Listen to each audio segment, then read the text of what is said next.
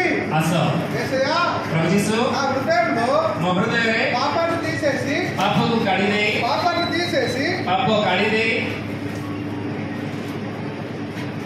మీరు నా హృదయంలో రండి तुम्हें मो हृदय को आस కాబట్టి तेणु ఎవరైతే అడిగారో जो माने भाग्य छंती వాళ్ళ హృదయంలోకి समाने को हृदय को యేసయ్య వస్తాడు यीशु आसीबे ఇంకా ఎవరైనా మీ హృదయంలోకి आओ के लिए तुम्हारा हृदय को యేసయ్యని ఆహ్వానించకపోతే प्रभु यीशु ने यदि आह्वान परिणाम डाकी ना हो దీని తర్వాత ప్రార్థన చేద్దాం या पर हमने प्रार्थना कइला మీ యేసయ్యని మీ హృదయంలోకి ఆహ్వానించండి यीशु को हृदय को डाको एफएससी पत्रिका एफएससी చెప్పాలి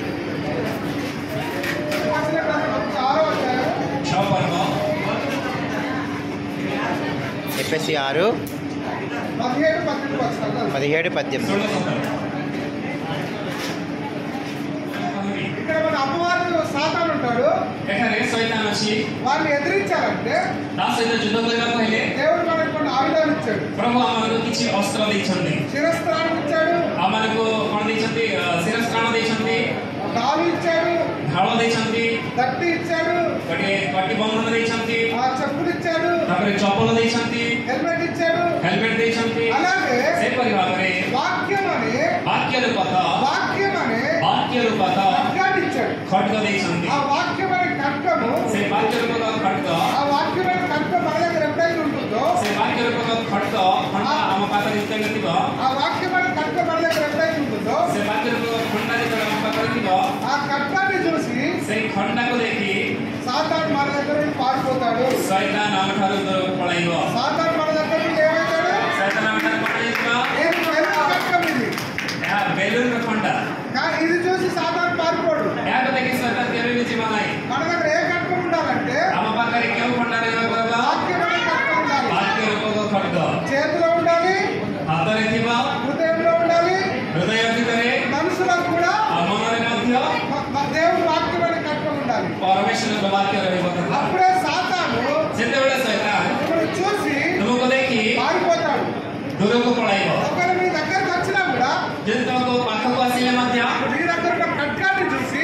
ତୁମ ପାଖରେ ଥିବା ସେ ଖଣ୍ଡାକୁ ଦେଖି ఏమైతారో తెలుసా କଣ ହେବ అమ్మో ଆରେ ବାପରେ వాడి దగ్గర దేవుడు ఖడ్గం ఉంది ତା ପାଖରେ ପ୍ରଭୁଙ୍କର ଖడ్ଗ ଅଛି వాక్యం అనే ఖడ్గం ఉంది ବାକ୍ୟ ରୂପକ ଖడ్ଗ ଅଛି కాబట్టి మనం వారి దగ్గరికి వెళ్ళకూడదు ତେଣୁ ତା ପାଖକୁ ଯିବା ନାହିଁ మనం వారి దగ్గరికి వెళ్ళకూడదు ତା పాଖକୁ ଯିବା ନାହିଁ అని చెప్పేసి అక్కడి నుండి అడ్డే పారిపోతాడు ଏହା କହି ସେ ଆମଠାରୁ ଦୂରକୁ ପଳାଇବ నీకు కావాలా ఖడ్గం ତୁମକୁ ମଧ୍ୟ ଖଣ୍ଡା ଦରକାର କି అయితే దేవుడి వాక్యాన్ని ఖచ్చితంగా బైబిల్ మీరు అందరూ కొనుక్కోండి ତେଣୁ ସମସ୍ତେ ବାଇବେଲକୁ ତୁମେ କିଣ ଆଉ ରଖ ఓకే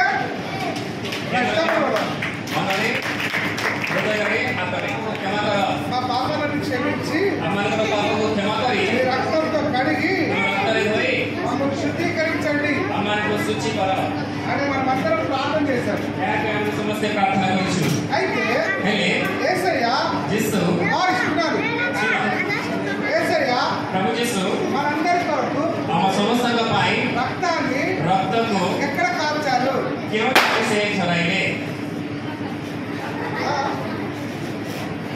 କେଉଁଠାରେ యేసయ్య మన కొరకు రక్తాన్ని ఎక్కడ కాల్చారు ପ୍ରଭୁ ଯୀଶୁ ପାଇଁ ରକ୍ତ କେଉଁଠାରେ ଝରାଇଲେ କେଉଁ ଜାଗା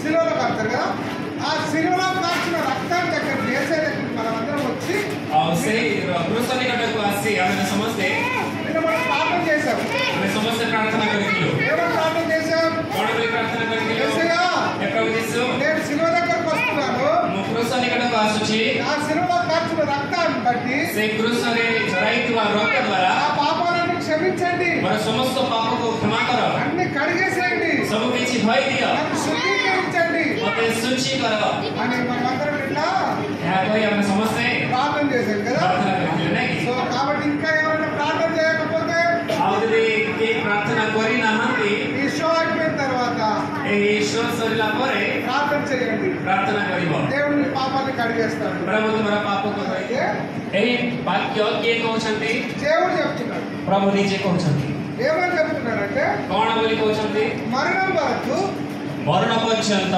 నమ్మకంగా ఉండండి ବିଶ୍ୱାସ ରୁହ నేను మీకు ମୁଁ ତୁମମାନଙ୍କୁ మీరు అక్కడికి వచ్చిన తర్వాత ସେଠାକୁ ଆସିଲା ପରେ పరలోకానికి వచ్చిన తర్వాత ସ୍ୱର୍ଗକୁ ଆସିଲା ପରେ కిరీటం ఇస్తాను. ମୁକୁଟ ଦେବି। ఏ కిరీటం అది? ତା କିପରି ମୁକୁଟ?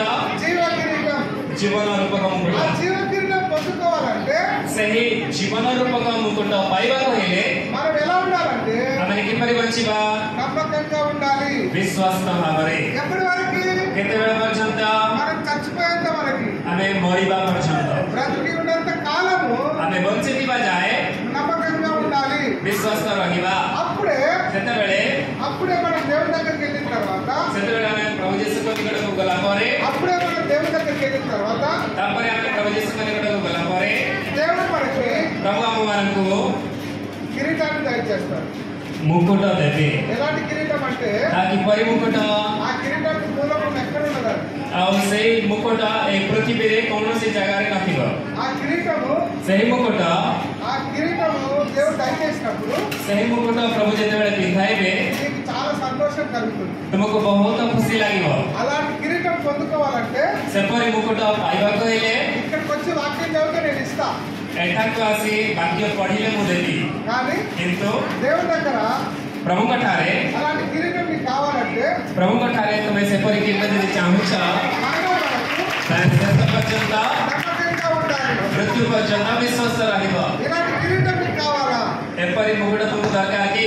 కావాలా? ଦରକାର? Yes? Yes? కావాలి అంటే నేను బెలూన్తో చేసి ఇస్తాను, కానీ దేవుడు అయితే మనకి జీవ కిరీటం ఇస్తాడు. ଭାଇ ବେଲୁନରେ କରିକି ଦେବେ, କିନ୍ତୁ ପ୍ରଭୁ ହେଲେ ତାଙ୍କୁ କଣ ଦେବେ? ସେ ଜୀବନ ରୂପକ ମୁକୁଟ ସ୍ୱର୍ଗରେ ନିଶ୍ଚିତ ଭାବରେ ପ୍ରକୃତ ମୁକୁଟ ଦେବେ। Right, super, fantastic. కూర్చోండి, సిద్ధం. ସମସ୍ତ ଜନ୍ତୁ ମାନଙ୍କ ମଧ୍ୟରେ ఏ జంతువు କେଉଁ ଜନ୍ତୁ తల పొడుగుగా ఉంటుంది? ମୁଣ୍ଡ ଲମ୍ବା ଥାଏ?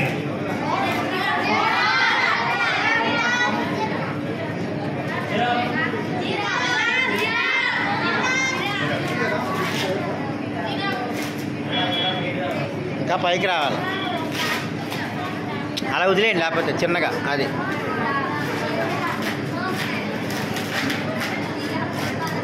ఎస్, ఈ జిరాఫీ నేను ఎవరికి ఇస్తానంటే మీరు ఎవరికి ఇచ్చినా పర్లేదు.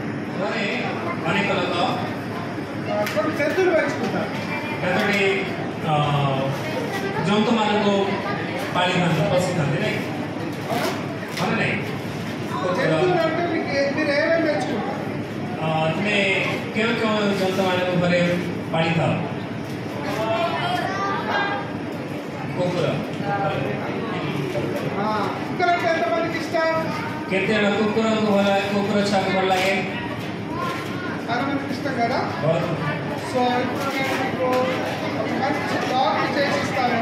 ଗୋଟେ ଭଲ କୁକୁରଟିଏ ତିଆରି କରୁଛି, మంచిగా పెంచుకోండి. ଏପରି ଭାବରେ ପାଳିବ। రైట్.